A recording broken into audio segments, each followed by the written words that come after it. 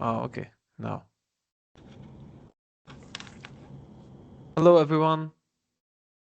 Hope all is well. Thank you for joining us and taking the time. We'll be starting in about 5 minutes, just so that everyone can join. Please note that this webinar is recorded, so just in case, we thought you should know. Okay. Hello, everybody. This is Usama Helmi.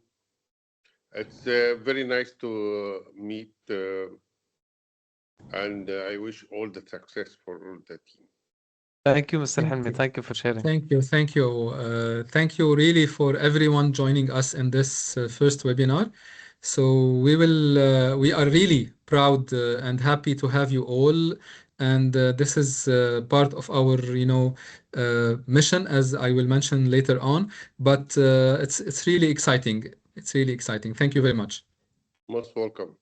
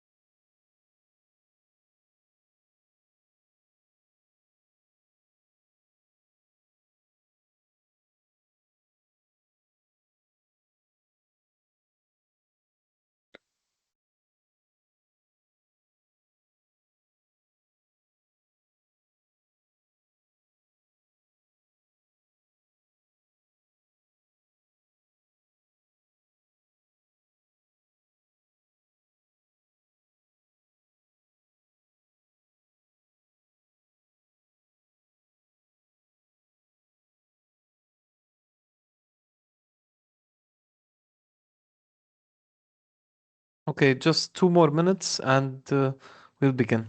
Thank you for your patience.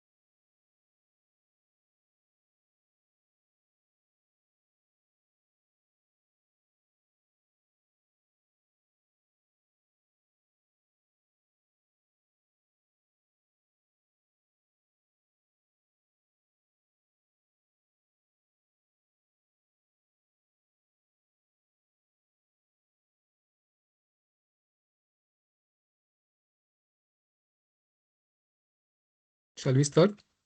Yes, please, Mr. Yeah. Muhammad. Let's begin. Okay. So, hello everyone. Thank you for taking the time and effort to join us today. We are really, as I mentioned before, we are really very happy and excited for this new journey together. I'm Mohammed Hosari, the Executive Director at Governance Dynamics.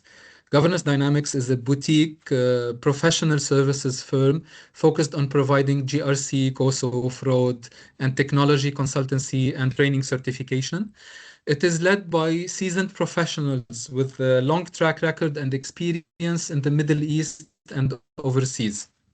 And I'm honored to welcome you to our first webinar of 2025. This series of webinar is designed to discuss critical topics related to the latest business requirements, namely technology, ESG, sustainability, and others, marking the start of an exciting journey together. We have planned for monthly webinars to explore the pressing challenges and opportunities faced by leaders and professionals in today's dynamic and VUCA world. This is a true extension of our mission at Governance Dynamics. It is designed to provide you with essential up-to-date knowledge on key topics, create a collaborative platform where professionals can share, learn, explore new ideas, fostering innovation and leadership, empower leaders and professionals with actionable insights, strategies, and frameworks to navigate the complexities of the modern governance landscape. And at this front, really, we are delighted to collaborate with Corpstage. Governance Dynamics and Corpstage have formed a partnership to provide ESG certification, training, consultancy services in the GCC region, hopefully beyond also. As you may all know, ESG has become a cornerstone of sustainable development and competitive advantage for lots of organizations. This is especially relevant in the GCC region, where governments and businesses are aligning with ambitious global sustainability and social impact goals such as Vision 2030 and other similar regional initiatives. So ESG is critical for enhancing organizational resilience, meeting regulatory expectations, and attracting global investments, which is very important. It provides a pathway for industries, namely banking, financial, energy, real estate, healthcare, and beyond all these sectors, to balance profitability with long-term value creation, contributing to both economic growth and social well-being and impact. To lead today's session, we are honored to have Dr. Nisha Kohli, CEO and founder of Corpstage with us. Dr. Nisha is a distinguished expert in ESG and sustainability with exceptional depth of knowledge and global experience. She holds a PhD in corporate governance with over 23 years of experience in consulting, training, and management. She is a recognized chartered accountant and associate member of the CFA Institute, and she led advanced studies in applied corporate responsibility and sustainability at Harvard University. Dr. Kohli's contribution to the field is extensive. She published in esteemed journals on governance and sustainability. She authored key studies offering actionable insights in ESG and corporate responsibility. So today's session will focus on ESG as not only a compliance requirement, but also about creating value, enhancing resiliency, and securing long-term success and impact, integrating sustainability in every aspect of organizational strategy and operations, clarifying the role of leadership in supporting decisions, initiatives that contribute positively to both organizations and communities they serve. And just after Dr. Kohli's presentation, I will ask her few questions to expand about the topic. You will be able to post your questions in the Q&A section of the webinar, and you may also raise your hand if you want to ask your question live directly to Dr. Nisha at the end of the presentation. So finally, you will have in the chat box a short webinar evaluation link. We really appreciate your feedback. It is much appreciated to improve the quality of our webinars and future sessions. Once again, thank you for joining us today. And without further ado, I will hand over Dr. Nisha the floor. The floor is yours. Thank you. Thank you, Mr. Mohammed.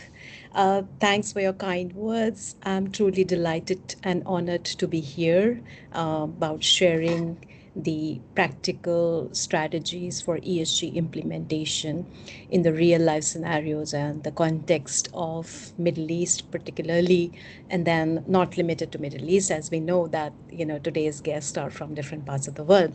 So good afternoon and good evening everyone. I am Nisha Kohli and you had my introduction. Let me straight away take you through the webinar agenda, and then we'll talk about the real world stuff. So I'll be talking about introduction to ESG strategies, We'll share with you some case studies about the real world applications. Then we'll discuss about, what effective ESG strategies organizations can implement and how they can implement effectively. Then we'll discuss governance and organization structure to do that. Without the culture, nothing is possible. So we'll discuss how culture plays a role in the entire implementation and transformation. And finally, I'll talk about the importance of communications and reporting, including stakeholder engagement in the area of ESG and sustainability. I want to make this webinar engaging. So in case you have a question which you cannot hold on till the end, please feel free to ask. There's no problem at all. As you can see from this slide, why do we think that in today's context, ESG matters?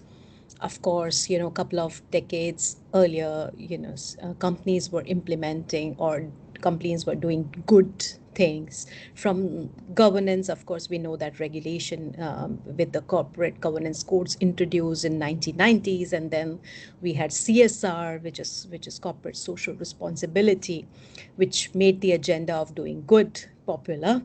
And then came corporate sustainability. ESG and corporate sustainability basically evolved, I would say, side by side as two different terminologies. However, if you look at these terms closely or the real implementation, there's no difference as such, and I'll talk about it in the coming slides. Why ESG is important, and as we know, there's nothing new to talk about, but what I took this chart was from 23-24 with the World Economic Forum Global Risk. As you can see from the chart, that the survey was conducted and 66% of the people feel that extreme weather is the risk that we have in today's scenario, and then followed by AI and societal challenges. Then comes the inflation and cybersecurity, and of course, followed by geopolitical situations which are disrupting the supply chain, and the armed conflicts, etc. So these risks today, and we have also seen, like, let's say in 2024, there was the biggest hurricane which happened after 2005 Hurricane Katrina in the US, and then after that many such floods happen, and Dubai also saw floods this year. I heard that Saudi Arabia got hailstorms, and which was basically considered as snowfall in the last month. So we are seeing those kind of climate changes, and these are for real. They are happening. But along with the climate challenges and climate change, we have other issues, global issues, which the world is facing. And because of those issues, corporates, when we look at ESG, environment, social governance, corporates have to lead the role of sustainability. They are basically considered as the backbone for implementing sustainability. Now, why do we think that, or why do we consider them as the backbone? For that, I would like to take you through this small video, which is nothing but a trailer from a Netflix, but I would like to show that. And excuse me, I think I'll have to stop sharing because I shared this window as a PPT, and then when I go to the Chrome, then I'll have to reshare it again. So just a minute. Yeah, I reshared my screen, and here we go. So I will just This stuff feels great, right? I hope the audio is audible from. Yeah, so for this very reason, I say that corporates are the backbone of sustainability, because they were the ones who changed the consumer behavior right from 1990s when we started talking about globalization, everything became fast fashion, fast food, fast mobility, and everything fast technology. Everything we have is fast. So now the responsibility to reverse things also is on the corporates, it's on the businesses, it's on the profit making businesses which cause these situations.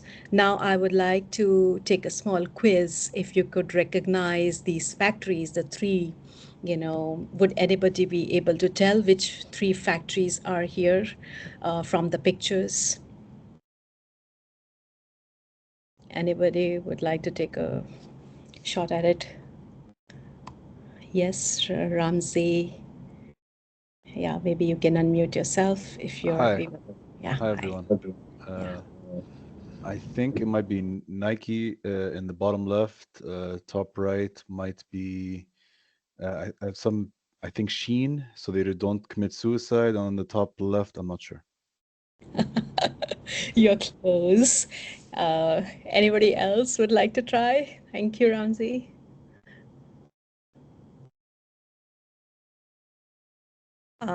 Okay. So the first one on the Dr. left. Nisha, Yes, I yes. think, Ramzi, are you still, sorry, are you still, oh, okay. I Okay. thought he still Sorry had about something to that. say. No. No, my apologies. Okay. So thank you. The first one on the left is the factory of Sheen, where, the fashion that we wear on a daily basis, the fast fashion factory is there.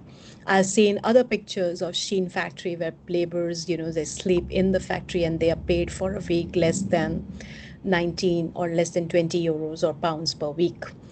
The second picture on the left, which is down, is the factory of Rana Plaza, which this tragedy happened early in around 2013, 2014 sometime, where approximately 1100 women died, or workers died in the factory. And that was also a fashion brands like Primark, Mango, H&M. Those are the brands which get their clothes manufactured in Bangladesh. So this particular incident happened. Now, why have I put these pictures here is to talk about the context. We have been hearing about climate change, and particularly when COP28 happened in the UAE, in Dubai. um, the focus on the environment or sustainability aspects and even the regulations have increased. The entire world is talking about environmental sustainability as the first thing because that's what the regulations have been focusing. But these social issues are also very, very important. And here I'm not talking about poverty or any other issue. I'm talking about social issues within the company or the responsibility of the company in their supply chain. And that's why, there was a lot of hue and cry after the European Commission introduced climate change related regulations. They had to, there was a demand, and they also introduced EU DDD, which is due diligence directive. Now, with that due diligence directive, the responsibility of the corporate does not limit to itself, but it also applies to the entire supply chain. So they have to do the due diligence of the entire supply chain. The third picture is of the Apple factory in China. Now, around about 13, 14 years ago, around the same time, around 2013, Apple factory, which is a Foxconn, had numerous cases of suicides. Now, in the Apple factory, if the Apple phones, you would have seen that there are no screws in the Apple phone, and most of the technology or the things that go inside the phone, you saw the circularity aspect, the waste aspect of Apple phones, of course. That's the first problem. The second problem is that these phones are manufactured by hands. So most of the female workers are employed in these factories because females are considered biologically good at doing handwork. I'm not saying that it's 100% the case, but it is like considered that way. And then they are forced to, now the situations are better, but they were forced to work for 40 more than 14, 15 hours a day. And then that caused lots of suicide, the kind of dorms that they had, and things like that. So the responsibility of reducing the suicide falls ultimately on Apple, because they are the ones who are selling the products and coming up with fast model changes. That's why these nets were placed after, those cases. The third aspect which I want to focus is the G aspect, and we are in these case studies are nothing new about, the failure. So Enron happened in 1990s, late 90s, like around early 2000, in about inflated earnings. WorldCom, higher expenditure booked or fake expenditure booked as capital expenditure. Tyco, looting by CEO, improper. So the word here, I would say the greed and lack of governance or frauds, misrepresentation, all those things are there. So these are all governance issues. And that's why if we look at ESG overall, the responsibility of, environmental responsibility, um, the social responsibility. I'm not saying that everything is for the corporate, but what I'm saying is that when people are involved with the corporates, the responsibility of those people lies with the corporates and the governance aspects, of course. So ESG strategies are nothing new. Companies have been following that. E part was done is environmental management accounting earlier, social aspects, of course, with labor laws, etc., and G, corporate governance codes. These are nothing new, but these are packaged as ESG with new standards, new frameworks now, and more so because trillions of dollars have flown into these kind of investments after particularly post-COVID season, so or post-COVID era. Now, in that respect, companies has started looking at ESG as a very important factor, and again, another reason why ESG has become very important. If you look at JP Morgan Chase here as a third case study, which I put, they have committed to $2.5 trillion of investment in the climate and sustainable projects. But on the other hand, in early 2022s, JP Morgan Chase was seriously criticized, heavily criticized for their investments in coal. Now, these are the two aspects of the same organization. If you look at it, they have committed to climate funding, but on the other hand, they have their highest funding in the coal industry. So why so? If they do not invest in coal or oil and gas or energy, then their ROIs will be impacted. But if they do not commit to climate or sustainable projects, then they will lose their reputation and they will be accused for greenwashing and things like that. Same is the case with Ben and Jerry, IKEA, and Google. Google had a lot of not only environmental cloud related sustainability issues, but also social issues, which you would have heard about. So lots of these companies have started doing ESG. As I said, the first aspect because of the regulations. The second aspect is because they were criticized in some way or the other. And the third is very few organizations actually start with aspirations that they want to do good because they really care for the society. So why I'm not here to criticize or talk negatively about the corporates. I'm trying to say that the point where we start about or think about ESG has to be positive. That's the point I'm making here. Why I'm saying that? Because of the things, because corporates are the ones who are making profit, or businesses, I'm not just saying corporates, but businesses are making profits. So the responsibility for making profits, it's an input output model. The more resources you take in the business, you have to give it as an output, and that output has to be value created for everybody, value created for stakeholders. So in that sense, I'm talking about the responsibility of businesses. Now, the beginning or the starting level for corporate responsibility or sustainability should be, okay, I want to do ESG and I want to do it for doing good.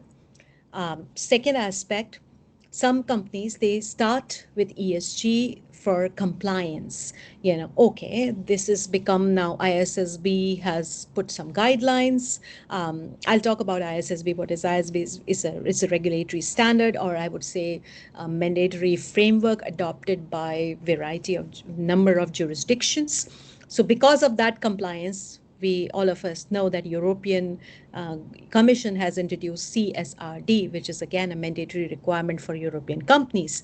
So when companies try to implement ESG as a regulation or to comply with the regulations, what happens is it actually they tend to follow, because of the regulatory environment, regulatory consequences. It is like they tend to follow piecemeal approach. So what happens is, because you have to do reporting in certain manner, you try to look for that data, and then business keeps running as usual, but you pick up the data from what is existing. So no new action is taken in that respect. So no new initiative is taken when companies try to follow ESG from compliance perspective. Then the third level, when I start from zero, it's the third level, it's performance oriented. That some companies try to establish ESG goals and they go beyond compliance and they achieve targets. And then the final one is the one who actually create value for the society, for everyone, for the business itself. Like when I say stakeholders, it also includes shareholders. And with profitability, when they create value, it's for everyone. Now, how to do that? My focus is how to reach level 3, how to integrate ESG into your business strategy so that companies are able to create value for everyone. Now, for doing that, there are steps. Now, you would be able to see these steps everywhere on the internet. Wherever you Google it, you will see all these steps. These are nothing new. Or you can, open a YouTube video to understand about these. But the key thing is that if you do not determine your material ESG issues or the risk and opportunity related to the context that you're in. So I was telling Bilal that I was in Riyadh, and then in Saudi Arabia, the context is totally different. Or when I say, or total Middle East region in the energy economy, the context is totally different because we are talking about oil and gas. We have been living in that particular location, in that context. So it is very important to look at that context and the risk and opportunities related to that context. And huge credit or truly appreciated of the Saudi government, who has the vision of 2030 and how they are transforming the economy, how they are transforming the society.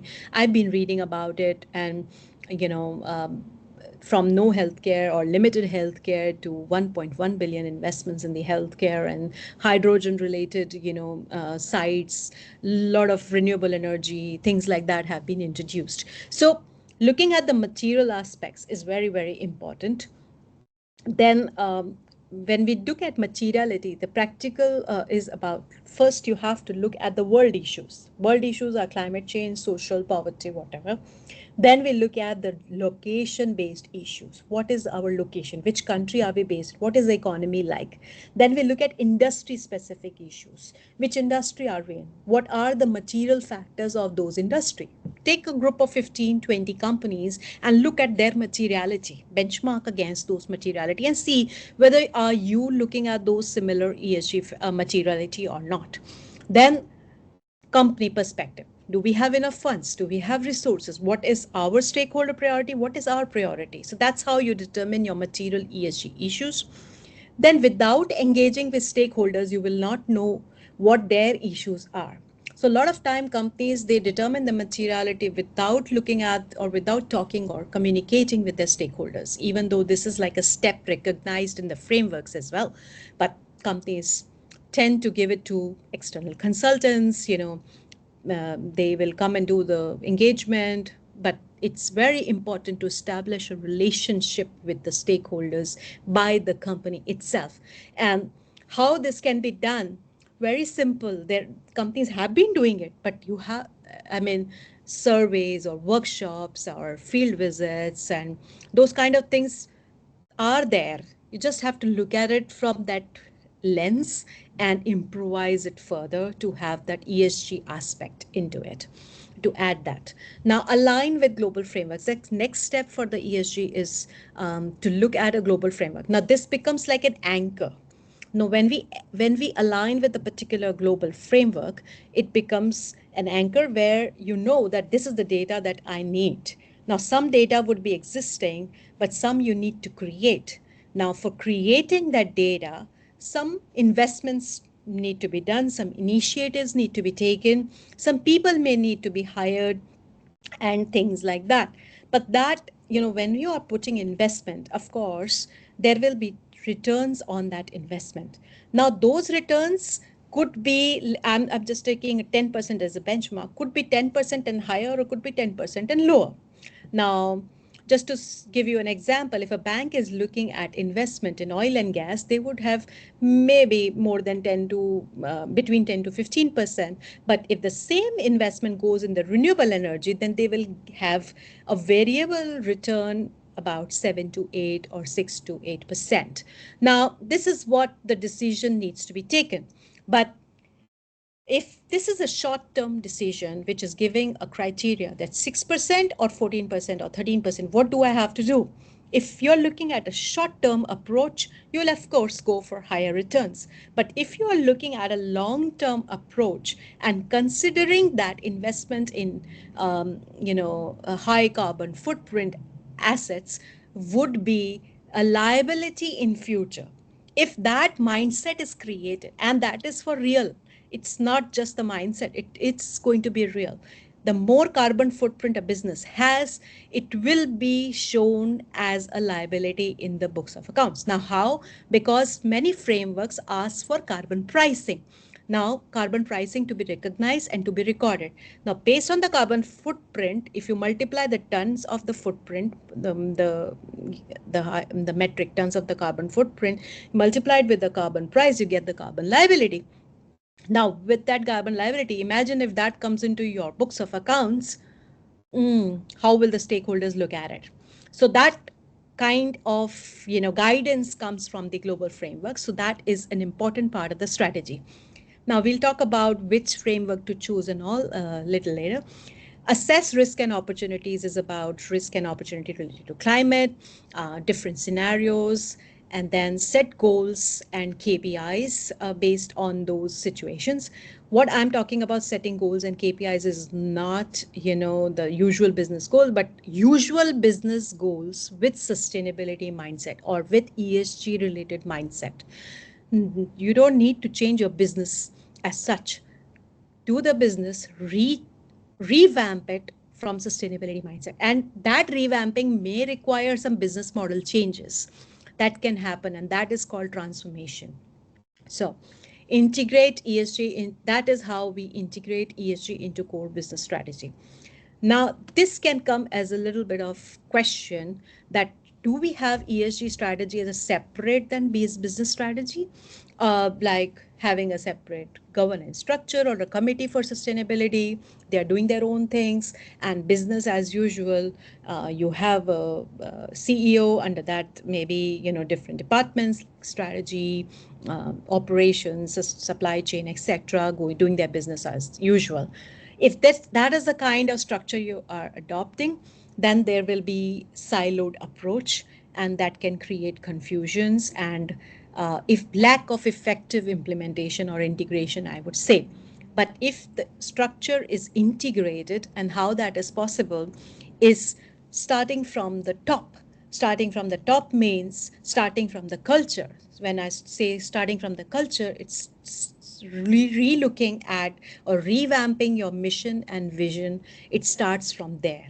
So organizations who do not look at the mission, vision, values, relook at those from ESG mindset, they it's very possible that they will have business as usual and ESG implementation in siloed going together hand in hand, and that may have lack of effectiveness.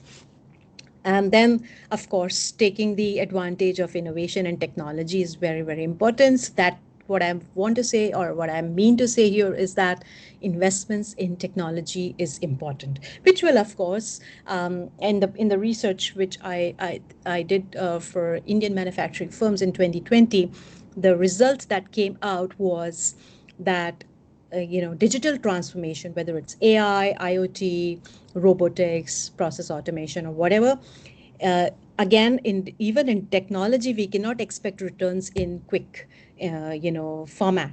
It will take time. It takes longer for returns to come, but those returns are really, really effective. But what I mean by effectiveness is that efficiency increases, motivation, morale of employees increase, your business can multiply 10 times, 5 times, depending on the situation. And of course, those are the benefits of doing transformation.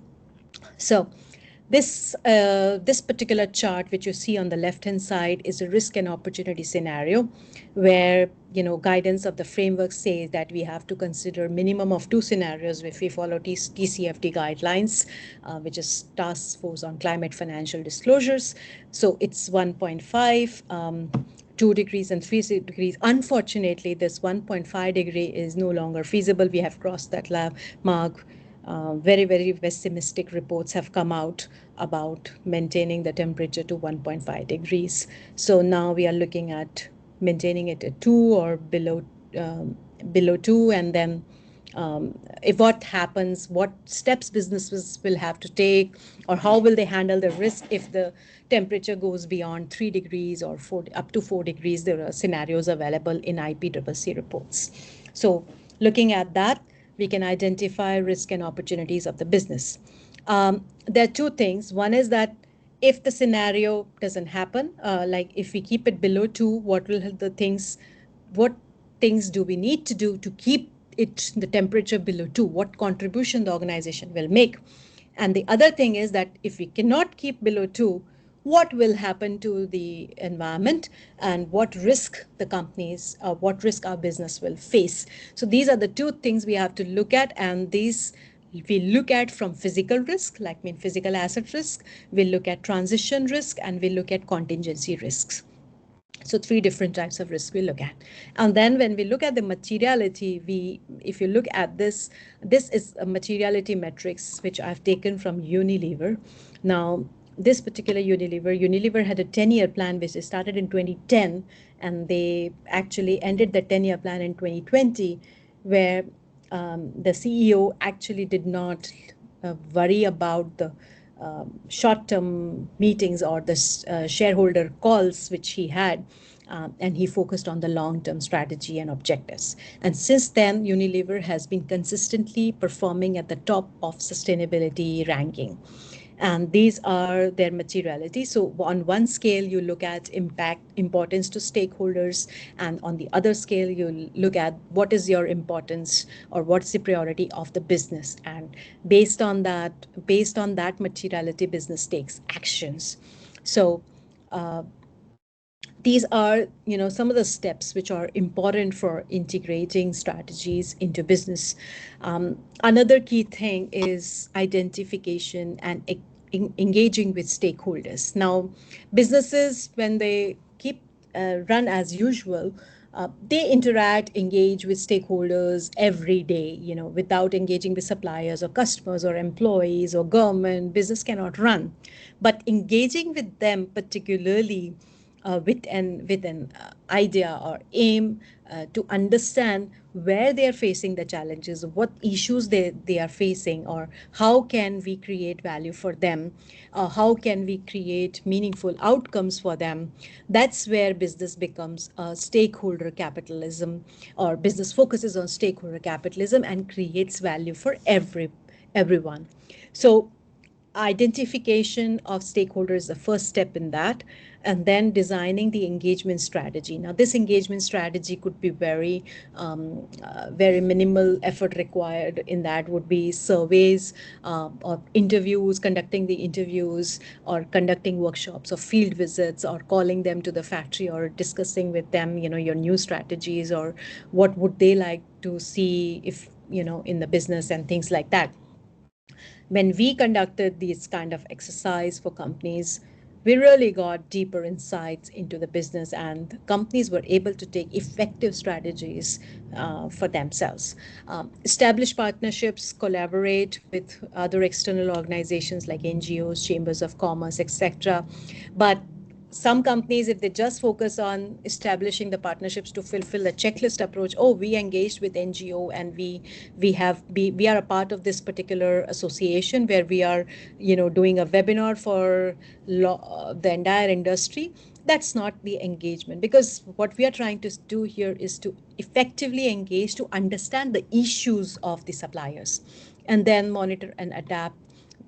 Not just the suppliers, but all the other stakeholders in different ways.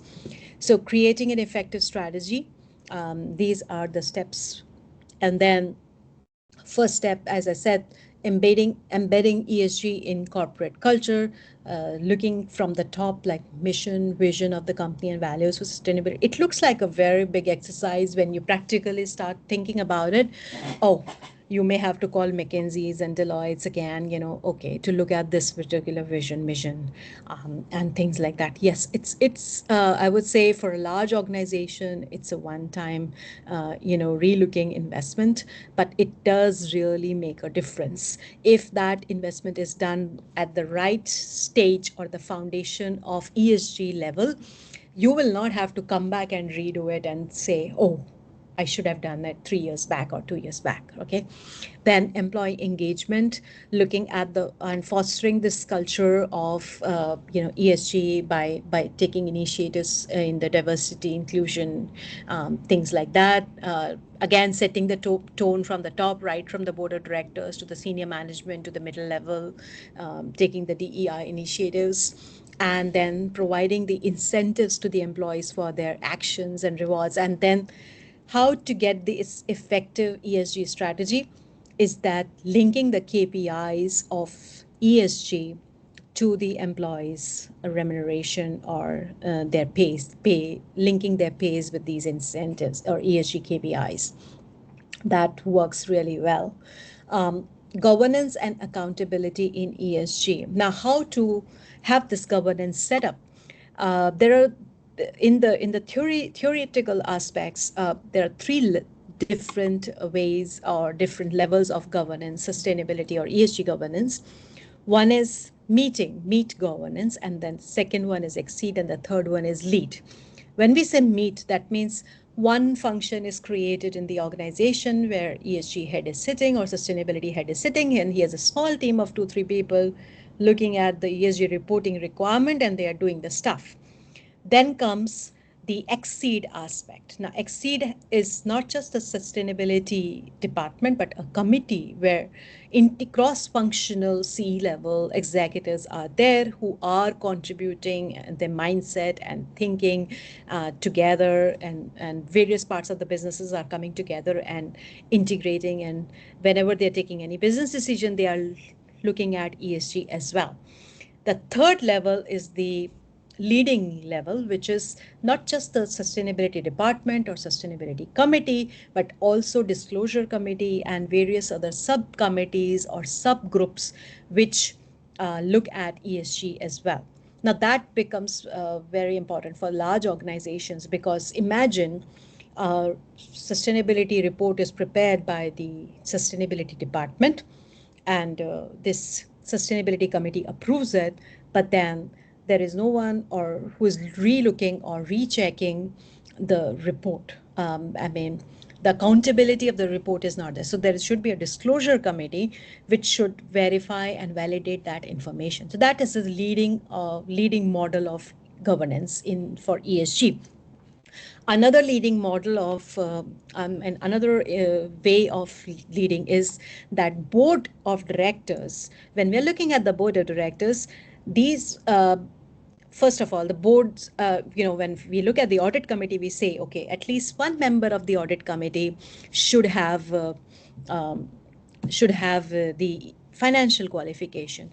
But when we look at the ESG committee, then one member at least we should start with that climate related education. Of course, for the entire board level, there should be climate education. And there should be a program for climate education for the board of directors, and there should be a subcommittees of the board should be there for ESG. So this is the model I was talking about. Sorry, I did not remember that this slide was there. But when we look at this, so at the board of directors, we have 4 subcommittees.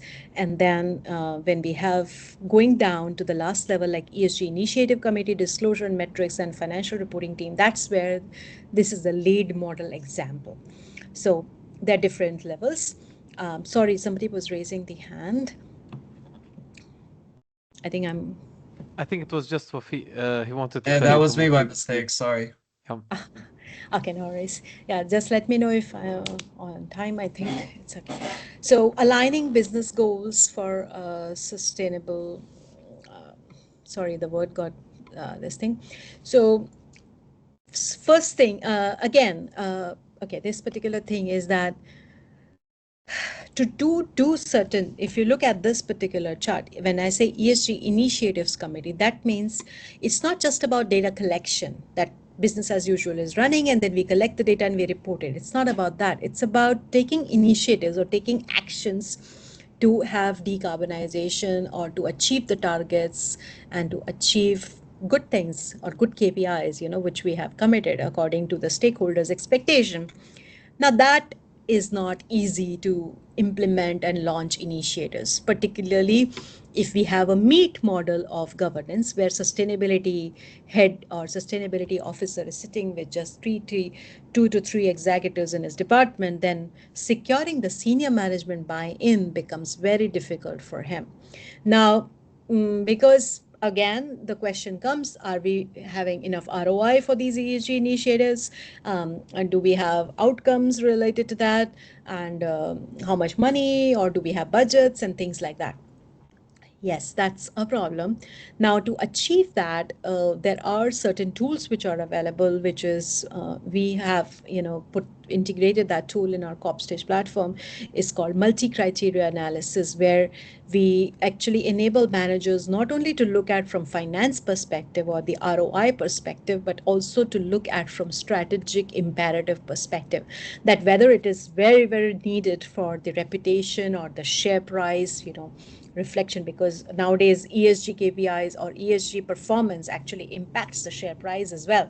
So whether it's important from strategy perspective, reputation perspective, stakeholder issue or value creation perspective. So doing that multi-criteria analysis actually converts thoughts into tangible numbers and helps in presenting to the senior management for their buy-in.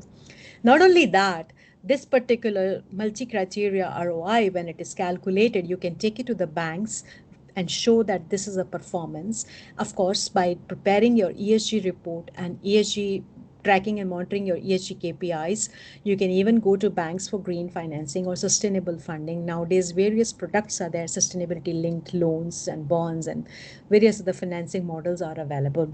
Even if we do not talk about the banks, if we talk about private equity or venture capitalists or any other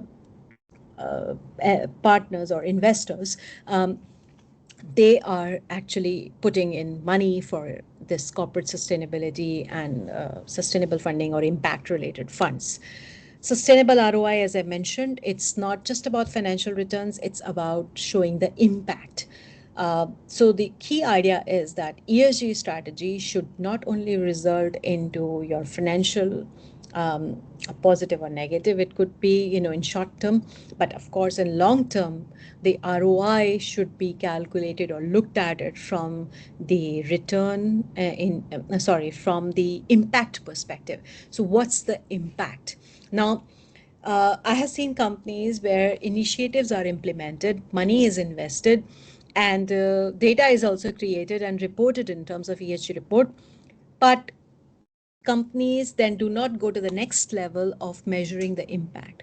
Now, you may be doing training programs, you may be planting trees, you may be taking n number of initiatives, but without calculating or without knowing the impact of those initiatives, your money is getting wasted. You are not putting, or maybe you do not know whether you put the money in the right place or not, whether the issue that we started, the materiality issue that we started, has been achieved or sorted or not. So for that, the last thing companies should do after even publishing the report is to calculate and measure the impact, and that should be done over 2 to 3 years in once in 2 to 3 years.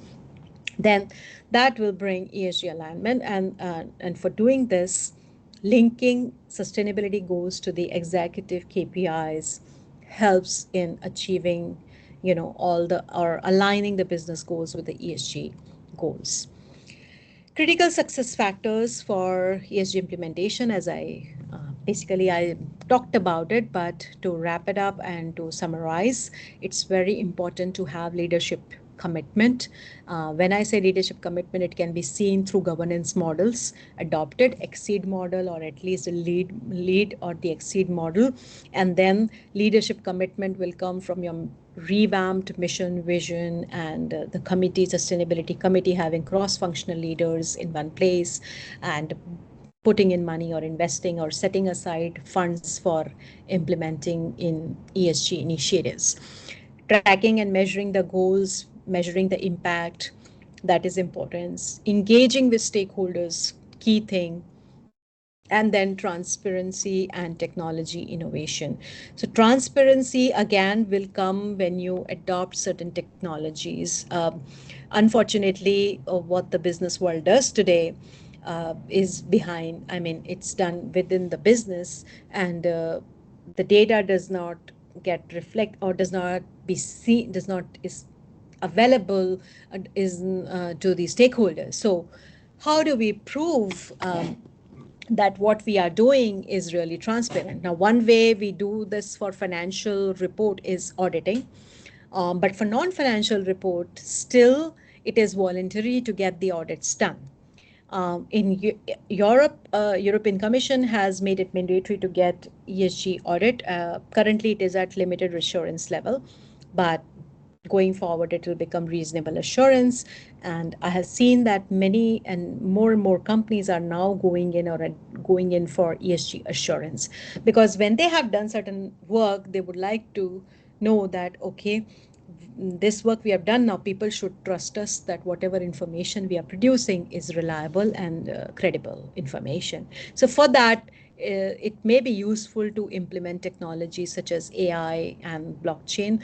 Why I have included this particular point is that companies should evaluate these technologies from a different angle or different mindset, because a lot of negative word is around blockchain, but it's actually not so negative, because blockchain, it's not just Bitcoin or any other crypto.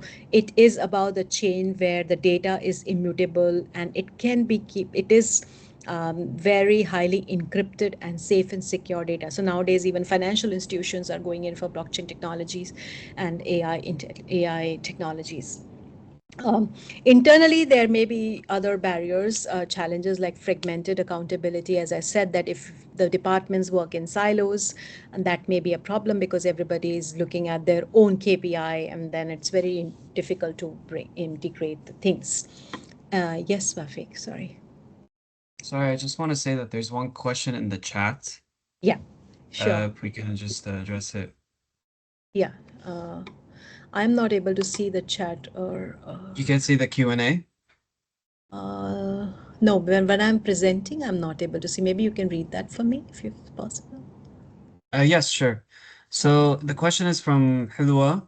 It's how can we effectively assess employee contributions to ESG goals during performance appraisal, particularly for roles that may not have direct sustainability or ESG responsibilities? Yeah, so good question, Hilwa. They may not have direct responsibility for ESG, but as I said, that we don't have to look at ESG strategy. ESG strategy should not be looked at separately from business strategy. So whatever business decisions you are taking, that should be done from sustainability mindset. If that is done, then automatically, the KPIs can be created and can be linked to ESG. I hope I'm able to clarify this, and it's clear to you, Hilva. Uh, should I repeat?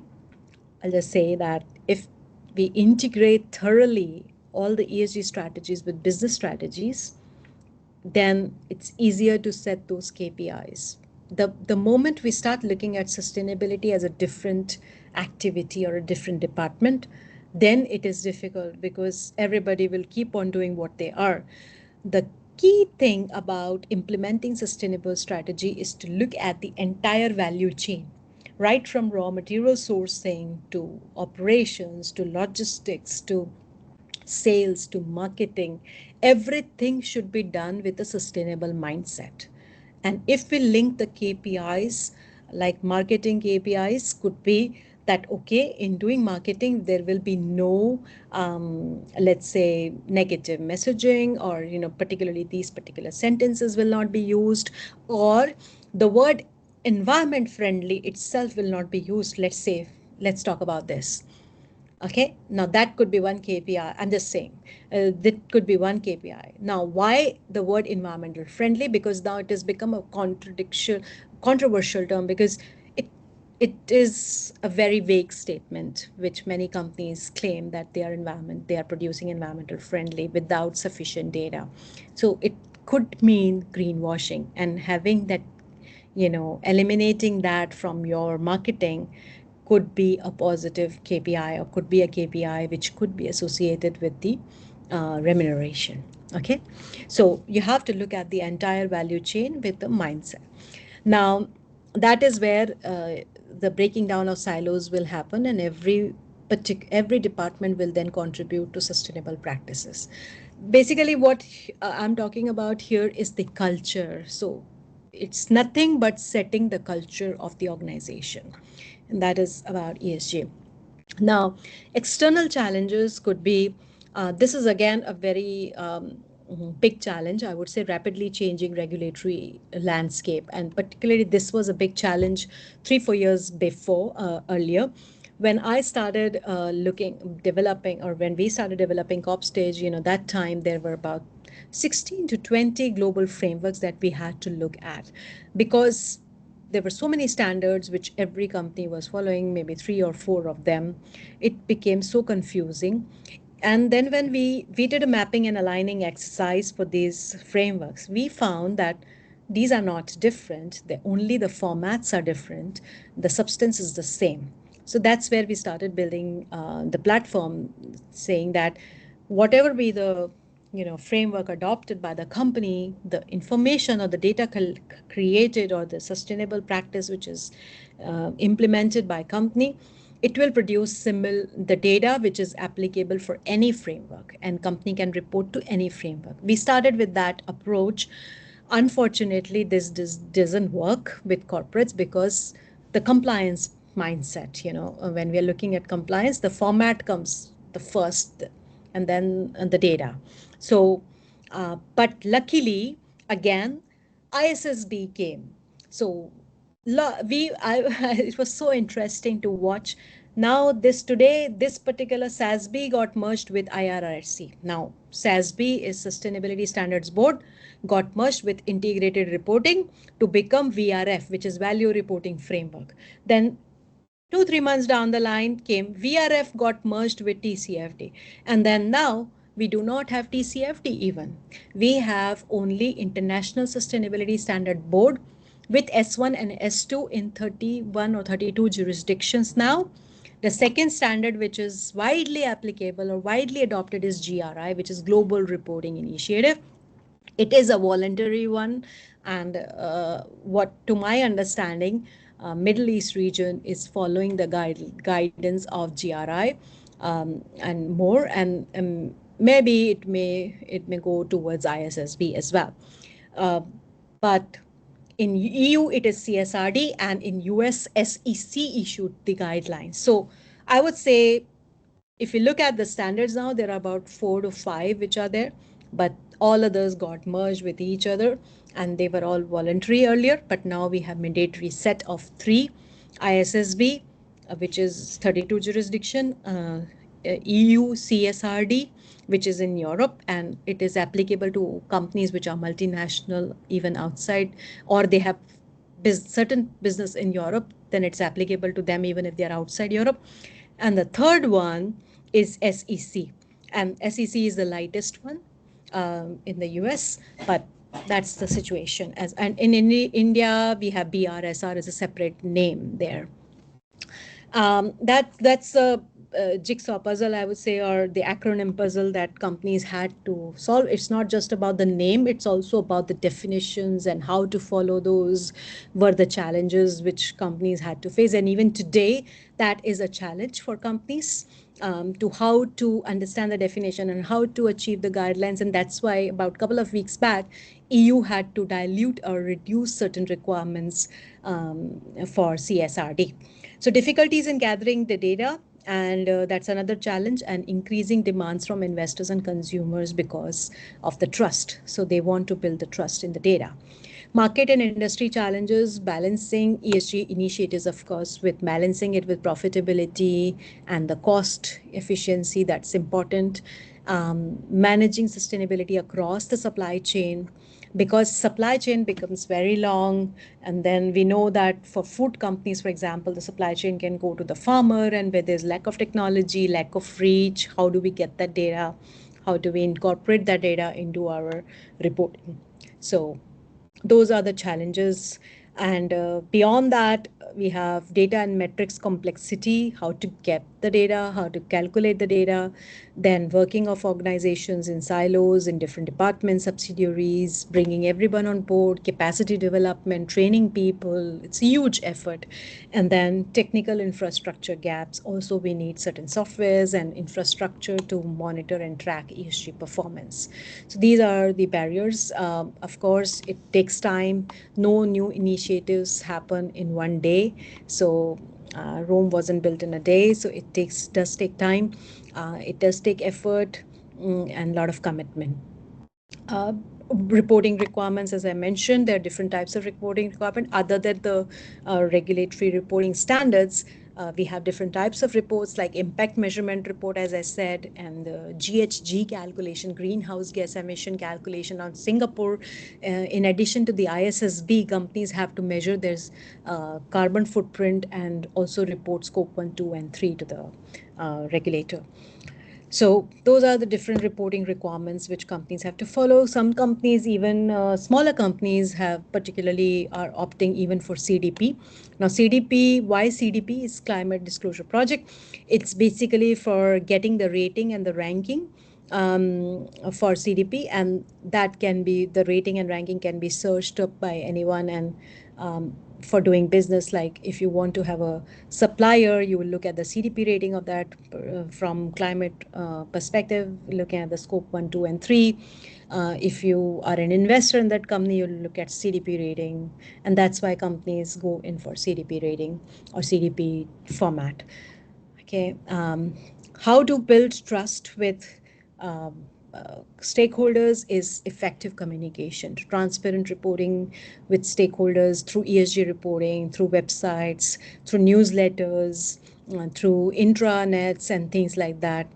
And then sharing the story is equally important. Now, there is a time, I mean, companies do think about, okay, we are doing good, we are doing real good stuff, but should we talk about it? And if we talk about it, what if we are considered as a greenwashing entity?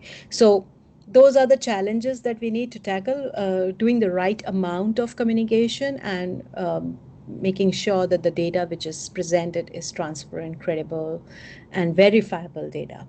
So, and of course, to make that happen, it's important to look at technology, leverage artificial intelligence, IoTs, blockchain, for real-time monitoring, doing the research and development of different sustainable solutions which are available in the market, doing the data analysis, data impact, and impact measurement can be done through data analytical like big data tools, etc. Nowadays, companies are going in for data lakes where all the data of the entire enterprise comes in, and then AI helps within the company to get the reports out. So a lot of things are happening. It's time to change. It's time to look at ESG as a transformative change, not as a big bang change. Okay, we'll do it at once, and we'll speed up our efforts in ESG. It doesn't happen that way. It is a journey. It has humble beginnings, it has slow beginnings, it takes time. So but my personal feeling is that whatever we do, we should do it with strong foundation, with a lot of clarity and focus. I think that would help in long run in creating long term value creation as well. So my key ideas would be, um, important to engage with stakeholders, because that's where you will be able to solve your key issues, identify real challenges of the business, and create value for the business. Governance and leadership are critical, setting the right tone at the top, relooking at the culture, commitment, right level of governance. I've talked about three models. And then there could be, board committees, etc. Materiality is the foundation. So, engaging with stakeholders and determining the right materiality for your business will create value. If you do not look at the materiality properly, the risk and opportunities will be ignored. Some way you'll miss out on those, and then that can create issues later on. Advice would be, not to rely too much on the external consultants, including, I would say, Corpstage. Um, uh, do it yourself, or at least be engaged with the consultant when you're working with them for materiality. And then look at the innovation not only from decarbonization perspective but also from the data analytics. That's where the real value will come, because a lot of initiatives go, impact doesn't get measured and the data is lost. It's difficult to convince, difficult to get the buy-in, difficult to get the resources. So very important to measure the performance. Look at the different global frameworks, continuous improvement. The global frameworks are the key anchor. As I said, they give the framework, they give exactly what steps to follow and what data to create and collect, and then leverage analytics. Establish accountability through clearly linking the goals with ESG goals with KPIs. Sorry. Thank you very much for your patience and listening to me. Um, Again, honored and thanks. Grateful to be here. Thank you very much, Dr. Nisha, for your valuable insights and perspectives on ESG. I think we had a holistic and global understanding of the whole aspects of this initiative and strategy. I will leave the floor for the public. Just I have one question, maybe focused on how can we, looking at the scale of this project and the challenges that we might face implementing ESG and integrating it within the organization. How really can we ensure the right buy-in at the board level, at the senior executive level, and to make sure that this culture is like spread effectively around the organization? Yeah. So, as I mentioned earlier, to get the right buy-in, and it's important to talk with the numbers. So, whenever you go to the senior management for the budget allocation and resources, it's very, very important to take the numbers, and multi-criteria analysis is very important, because if the business is looking at only ROI, financial ROI, then they are looking at it, it's from short-term approach. So it's very important to look at from long-term strategy perspective, long-term approach. And with that long-term approach, imagine that, I was talking about Apple, for example, Apple factory and Apple phones. And Tesla, again, it was downgraded for its employees, when people have to work for long, long hours from their sustainability ranking. So what happens is, you're looking, maybe Tesla is well known for E aspects, or E angle, which is battery or EV related vehicles, EV vehicles. So E is very strong, but S is very weak because of long working hours. Employees are dissatisfied, their morale is low, and things like that. So it's very important to take all the capitals, financial capital, human capital, innovation. I mean, wherever the value is created, to take everything in the form of numbers and present it to the government. So again, the time has come back for integrated reporting. ISSB focuses on integrated reporting. So, we should look at that. Thank you, Dr. Nisha. Mr. Osama, you're on Osama, mute. You're on mute. Can I ask you to unmute, please? So much for your presentation. Really, it was a wonderful one. But my and also connected with the core of business as a banking sector. So, and in the GCC also. So the GCC and Middle East, I believe, they're facing unique challenges such as economic dependency on oil and gas, Yeah. and water also another problem. So we are at the bank, so we are facing such kind of requests in order to support these cases. So I want to know from your perspective or from ESG, um, what do you have to focus on banks, especially if in GCC countries, depending on oil and gas, and also they have a challenge in the water. So how we can use ESG in this one, develop the things here, and to mitigate the risks with. Thank you so much. Yeah. Uh, yeah, that's actually a very tough and important question, I would say. I wanted to pull out a presentation and I wanted to show you one slide which I, presented, and that was really good. But anyway, I'll try to answer it without the slides. I'm not being able to pull that out right now. Um, the thing is that the context, as I said, is very important, and the context is of oil and energy, and the money is coming, economy is dependent on that. Now, yes, we do have that challenge, but it is, as I said, it's a journey and it's a transition that is important. It's a transformation. So, particularly in the Middle East now, the transition is happening, and we see that in the example, like Vision 2030 is one such example where the government itself has created and taken so many initiatives to create those renewable energy opportunities. And government is trying to bring in so much of investments and funding to such initiatives where banks can also participate. So yes, I do understand the ROI challenge, and I took that example of JP Morgan Chase as well. Bank of Nova Scotia, for the last 200 years, they've been investing in oil and gas heavily, and returns are a challenge. But yes, slowly and gradually the transition happens with an encouraging and engaging. That's where the stakeholder engagement, engaging with the buyers or the clients, is also important. So one thing that we call in the financial institution point, from that point of is transition engagement questionnaire that we use, TEQs. The TEQs are particularly used for evaluating how the client is adopting or changing its business model.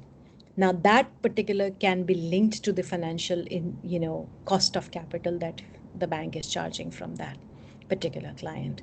So slowly and gradually it could be linked. So sustainability linked bonds and sustainability linked finance, such things are there to incentivize those clients to slowly and gradually change their business models. But I do understand this. Yes, it's a real practical challenge, but these are some of the steps which are being taken. And also, as a bank, if you can engage with the government bodies, I mean, already you're engaging, but to influence the other banks, because where would the client go? It would, if the client doesn't come to bank A, it would go to bank B, and that's where you have the fear of losing the client. But if all the banks come together as an industry, they can come up and set up certain rules which are applicable, and that can really help in transitioning. Yeah, thank you so much. And also about the carbon naturally, because most of the GCC countries like Saudi Arabia and Emirates and Qatar, they already succeed in order to control this in the carbon. But other countries in the Middle East, and they need to support. However, such kind of project, in order to control it, needs a huge fund, and this fund bring impact or profitability. So how we convince these entities or these countries in order to use ESG model in order to improve the things, and what we need from the other, because we as a banker we do syndication in order to do such kind of uh, like this, but all the commercial banks they are looking for the profitability. Yeah. However, Middle East and GCC country, according to the situation and juicy the situation in the on ground, so it will not support in order to improve and expand this such kind of model, which we needed, we believe we needed, but the circumstances definitely. So how Yeah. can we use this ESG in order to help at least for the carbon naturally goals? Mhm. Yeah, so one way is also, looking at, as I was talking about, the carbon liability, which is there, to have that as slowly and gradually make that as a, requirement. Oman, for example, they recently launched their compliance ESG regulation for reporting. So, I mean, I can see some initiatives taken by different governments for reporting at least, and I was saddened to see some of the companies in UAE or Dubai region, I would not say, but then um, to see the level of initiatives that they're taking for ESG, it's still at the CSR level. So that was little a setback for me to learn that. However, I would say when the pressure comes from the West, when it is about imports or pricing and funding, when I was talking about JP Morgan, and I looked at the banks which had incurred losses due to oil fields being impaired, or written off because of a lot of criticism, of the oil. There were so many oil rigs which have been written off, impaired. Because of that, these are the foreign banks, not local banks in the Middle East, but these are foreign banks who suffered huge losses. So if that connection is set and made aware or shared, that the funding will be if the asset is impaired, the funding will be also impaired, then that will change the scenario slowly. I would not say actively, but it will create an impact. Yeah. Thank Yeah. you so much. Let me ask, thank you, Mr. Osama. Let me ask Mr. Ramzi if he has a question. Hi. Thanks for the very detailed presentation. First of all, Dr. Nisha, it was very informative. I have a couple of questions, but I'm going to boil it down to one. Um, so, given that we're in the GCC and primarily the Gulf and Middle East, I wanted to know the best way to implement ESG strategies. And one thing that I took to notice and I thought about is that with many Gulf countries investing in diversification and sustainability under visions like Qatar National Vision 2030 and Saudi Vision 2030, how can companies align ESG efforts with these national goals also? Yeah. So to answer your first question, that how do we implement ESG, strategies? As I said, the entire presentation was about starting from the top and the culture, and this is particularly seen. I've seen, and for different regions, I've seen it in Europe, I've seen it in Asia, I've seen it in Middle East, that if the companies are doing as a small team, which sustainability committee or sustainability team is set up and they are looking at ESG, it will not work. It doesn't work. Maybe 1 or 2 years down the line, your sustainability officer will resign and he will give up. That is what we have seen in the past. But if really you want it to be successful, it has to start from the culture, mission, vision, governance, right governance, and committees to be set up first, and then you can integrate it. And never, I mean, as a company, it should not look at business strategy and ESG strategy as two different words. It has to be one strategy for the business. Otherwise, it gives a wrong communication to the stakeholders also. Like at one side, you're saying that, oh, you are there to produce low cost fashion products for your consumers. And on the other hand, you are creating heaps of waste and, dumps in Nigeria and Cambodia. So it will not work that way. So it has to be one simple, one single strategy. To answer your second question about how to do that in Middle East, which is a different context altogether, yes, it is difficult, but you know if there are beginnings done, the steps are taken, it can be done. Context will keep on, external context will also change over a period of time. As I said, the governments are changing, they are introducing new regulation, they are also taking initiatives. So external. Now, the third question that you asked is about how do we align our business with Saudi vision or Qatar vision of 2030, is looking at what are the targets. When there is a mission which is adopted, a mission has a timeline and a target. So the government has set up a mission and timeline that is 2030, and then within that mission there are certain targets that they would have set. I looked at personally at Saudi's vision. I found that there are so many initiatives that they have lined up. Now you have to look, as a business, you have to look at those initiatives or those particular initiatives and see where all you can contribute. And then that is what is important in as a part of your materiality exercise. That looking at, as I said, you have to look at the global problems, global issues, global importance. Then look at your country's importance. What does your country feel important? And then contribute to that, and then industry, then business level. So that materiality analysis is where you will be able to link your business goals to the mission and vision of the country. Yeah. Thank you very Thank you, much. Dr. Nisha. I just want to say on that and build on Ramzi's question. So we were working with a client doing a governance maturity and integration assessment, and part of the evaluation and gap analysis, we were looking into their ESG activities. So basically, many companies, big companies in the GCC region, they are implementing bits and pieces of the standards and of the initiatives and of the strategies. Sometimes they don't know that they are implementing them, or sometimes they are overlooking them.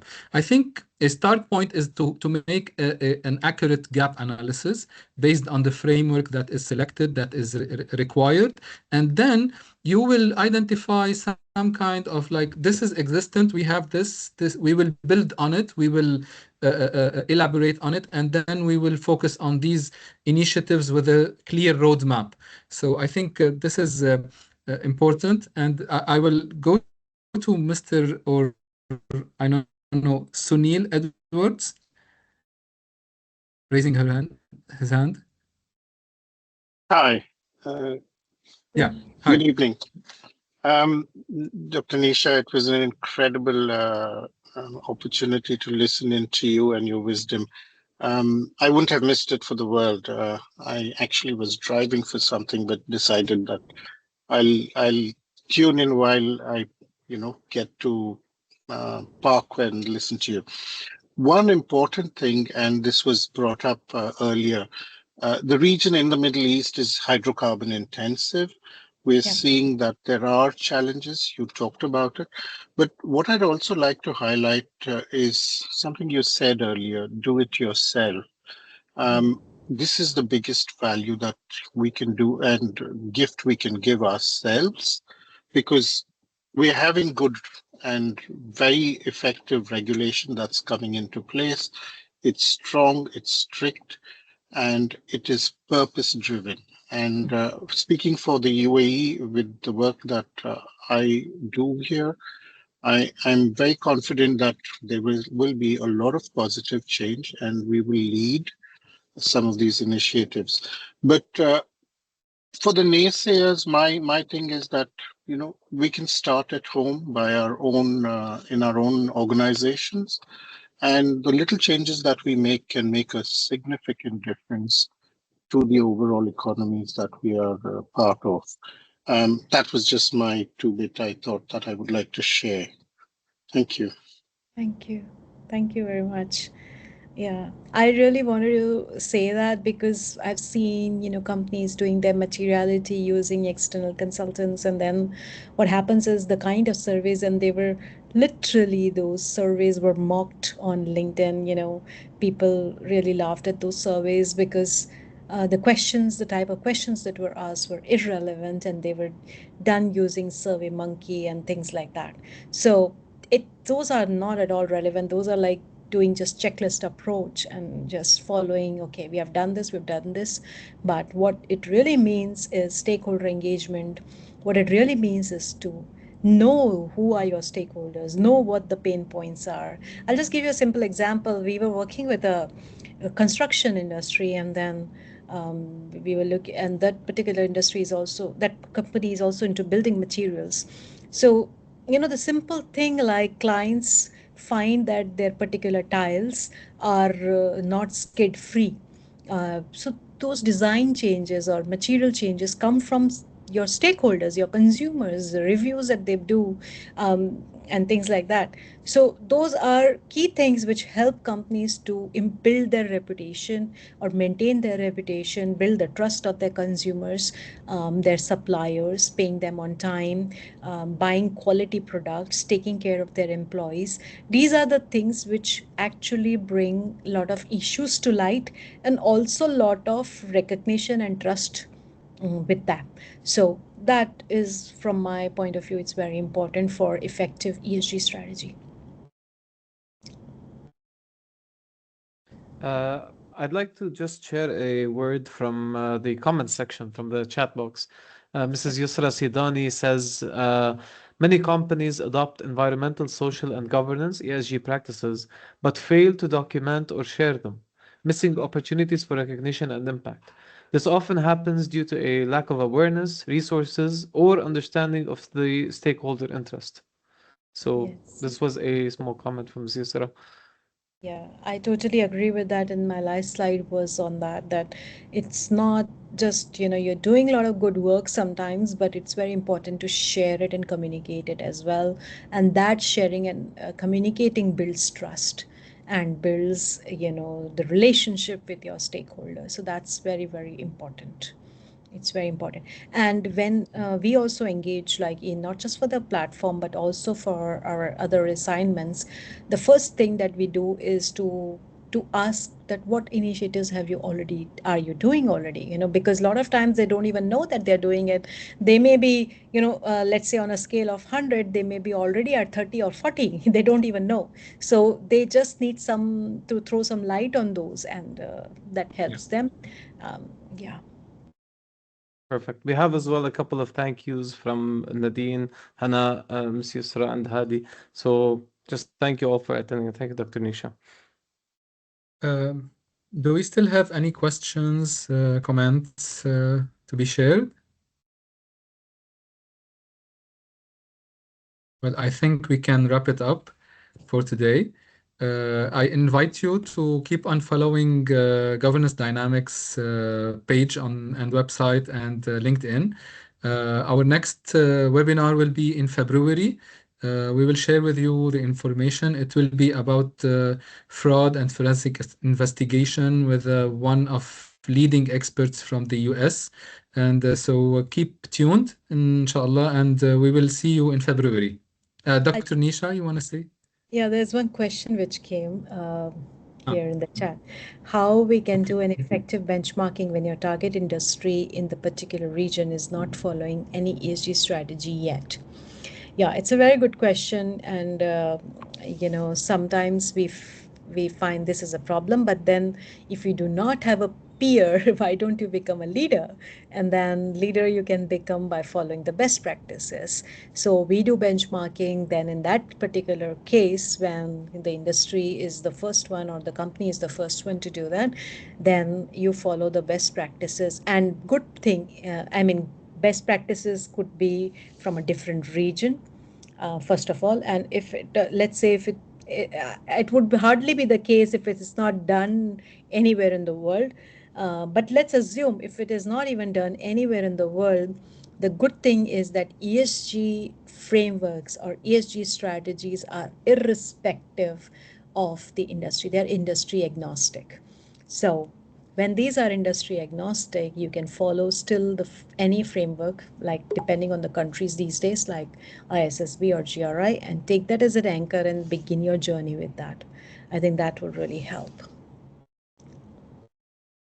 Thank you very much, Dr. Nisha. It was really exciting and informative. Thank you everyone for joining and taking the time for this webinar, and this encourage us to keep it up for the next month. Seeing you there, inshallah. Please don't forget to fill the evaluation form. Thank you very much. Have a Thank you all. nice evening. Thank you, everyone. Thank Good you. night, Bye-bye. everyone. Bye-bye. Good night. Bye. Bye. Thank you.